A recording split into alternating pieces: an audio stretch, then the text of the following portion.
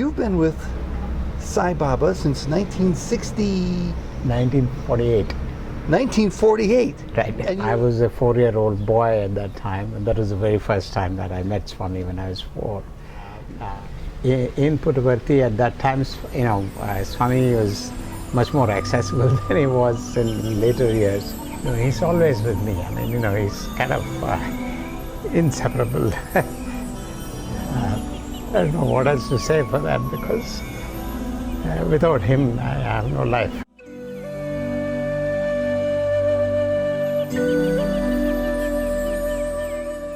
His deep-felt affection for Indian holy man Sri Sathya Sai Baba goes back decades.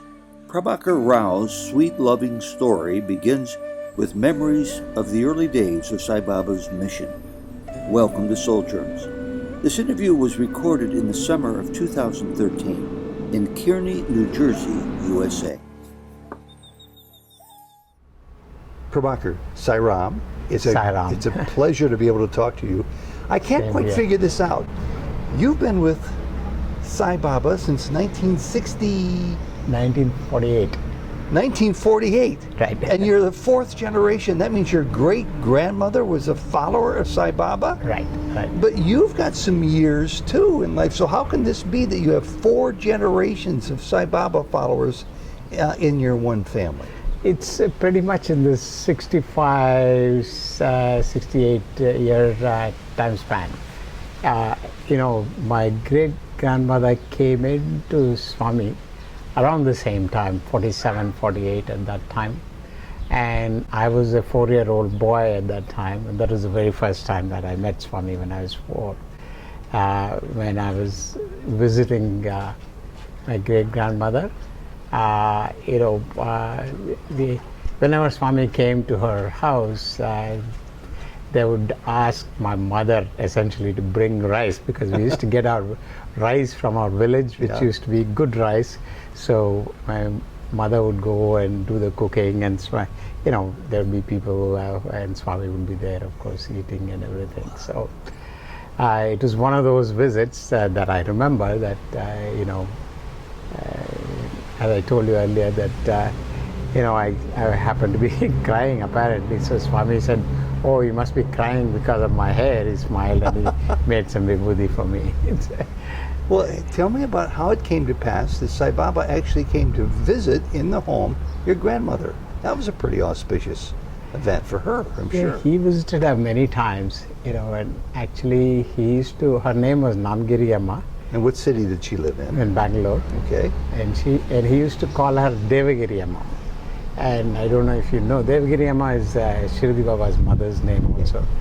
I don't know what the connection is, but he used to talk to her fairly regularly, play with her almost like a child. He would come and put his eyes, hands around her eyes and say, "Guess who this is?" That kind of stuff, really very close. Can you remember? Okay, go ahead. I'm sorry. And when he went to his, he went to Badri and many other temples in Himalayas, he used to write her a letter every day describing what is going on. And he told her, "Don't feel bad that you're not coming with me. I'll make sure that you will be informed." Oh, what a wonderful association and what a wonderful lineage within your family. And you were 4 when this all started. Do you remember your first time you went to visit Sai Baba at either one of his ashrams in Puttaparthi or the one in Whitefield? Yeah, this was in way back in 1957, I think. It was the first time we went to Puttaparthi. My parents and my one brother was born at that time, and a sister, we had gone. We had first visited Shirdi and then went to Puttaparthi. In Puttaparthi at that time, Swami was much more accessible than he was in later years. He used to take each family one family at a time, and the interview room, there would be only one family, and he would, once you get in, he would immediately give vibhuti to everybody, and then talk like a member of the family, essentially. There must have been, back in those early days, if you can recall some of the other visits, rather small crowds compared to those that eventually came to see him. Oh yes, yes. He in fact told my great grandmother that you think there are very few people in Perthi now, but pretty soon you'll only be able to catch an orange speck from a distance. That's a famous quote of his, but he often would talk about how many people would come, and thousands and hundreds of thousands of people would come to be at his side. And did you find it disappointing that you weren't able to be at his side as much as you once were? Oh, of course. It was like in the early days, whenever we went, there's no question. Swami would give us an interview, and we would even, if he didn't give it to us more or less within 1 or 2 days after going there, we would ask. My father, I remember one time, asked Mr. Kasturi, I have to go back, my leave is getting over, and then Swami called us, of course, and he said, "Oh, what is the hurry? I would have called you anyway." So he wanted to make sure you knew that you were on his radar. He was going right. to see you one way or the other. Well, let me see now. You're the 4th generation Baba devotee from his family.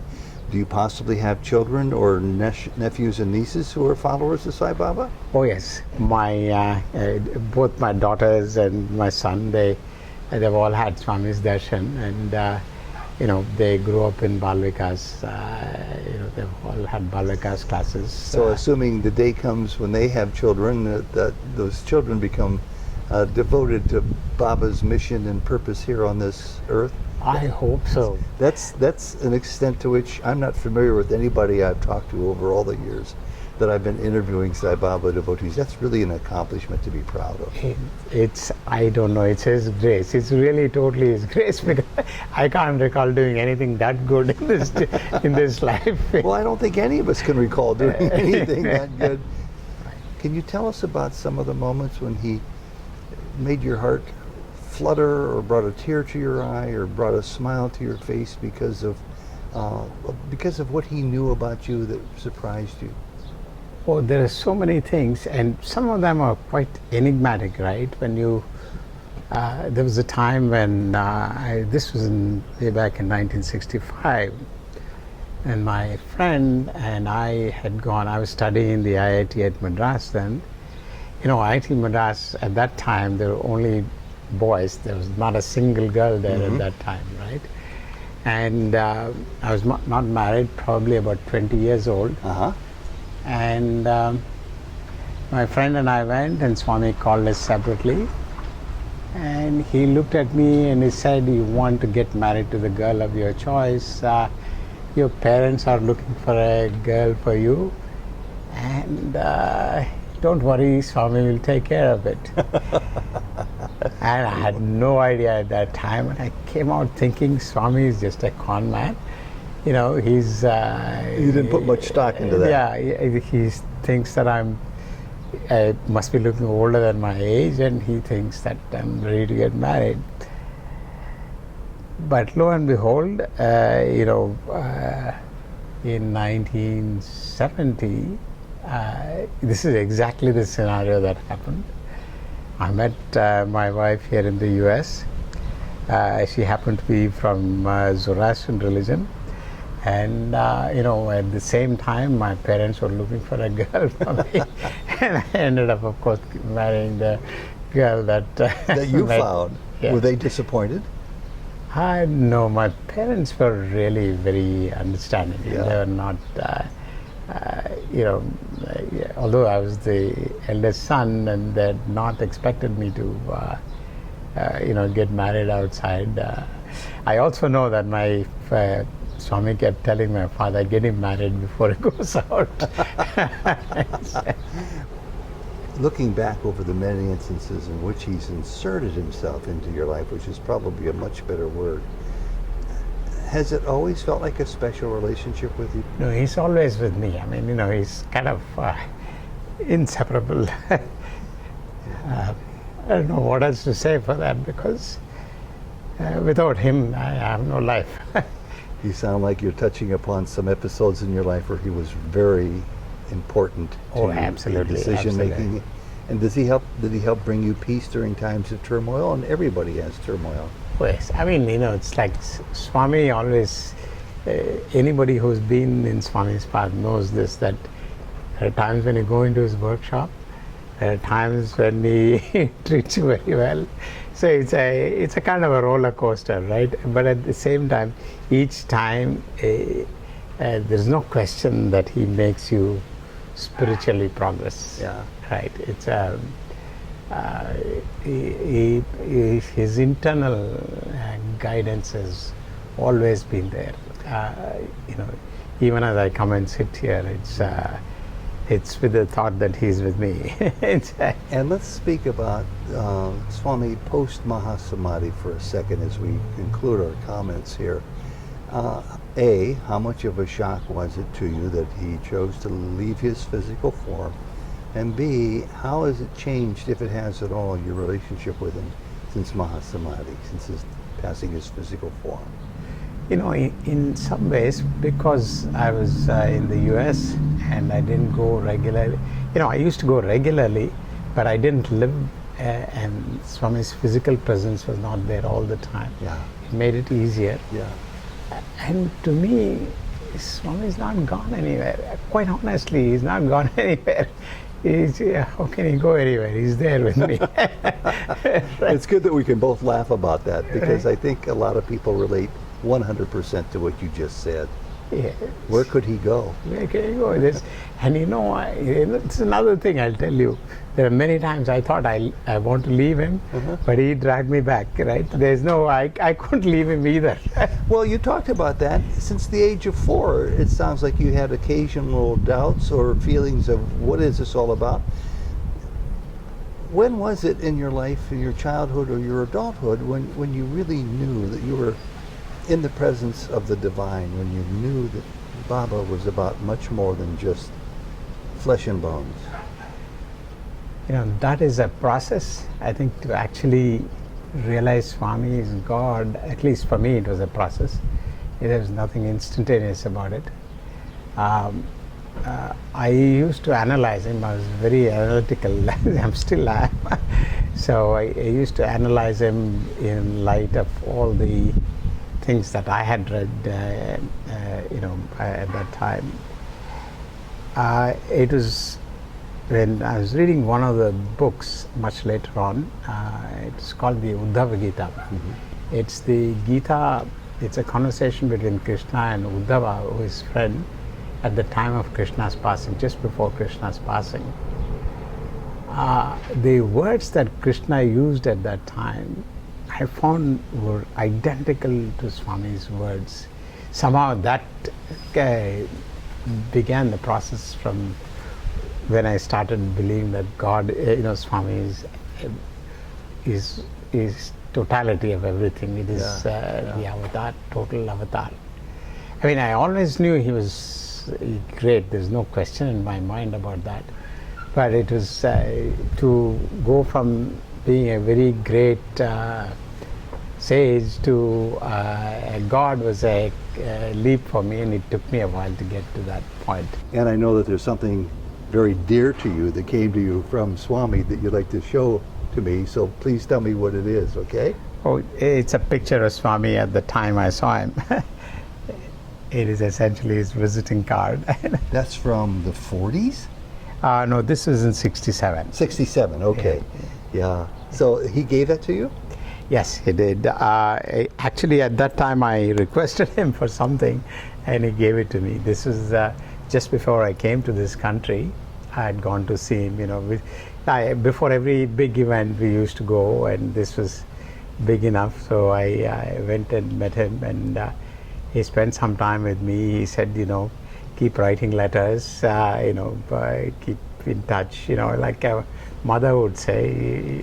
He was like that. And I asked Swami, I want a picture of you. I couldn't think of anything else to ask. I asked him for a picture because he had given my sister a picture a couple of months earlier. So he said, okay, wait, give it to you. And then he made me wait outside, and then he called me in again, and then he created it and gave it to me. He created it. Yes. And I think now when I look back, he asked me to go back and come back in because he wanted to make sure that I stood next to somebody to whom he was talking about the organization. I see. And the, he was complaining about the samitis in India at that time and what was going on with his particular samiti. And then Swami gave him advice. And the one thing that I still remember is, he spoke in Kannada. He says, do everything for Swami. He says, Janara Sevaye, Janardhan Sevaye. That means the service to people is service to God. Yeah, yeah. So that, so it's sort of this picture and that statement, service to man is service to God, sort of goes together in my mind in it. So, by comparison to many throughout the world, you're a very rich man. Oh yes, oh yes. I've had many interviews with him. So it's not everybody who is able to have that kind of an access at that time anyway. So it is my blessing. It's all His grace. Sairam. Sairam. Prabhakar, I can't tell you how pleased I am to be able to say I met somebody who comes from a family where there's at least 7 known generations of Baba followers, from your great-grandmother through your own daughters. That's His grace. That's a tremendous accomplishment, and that spells great love, great devotion, great sanctity.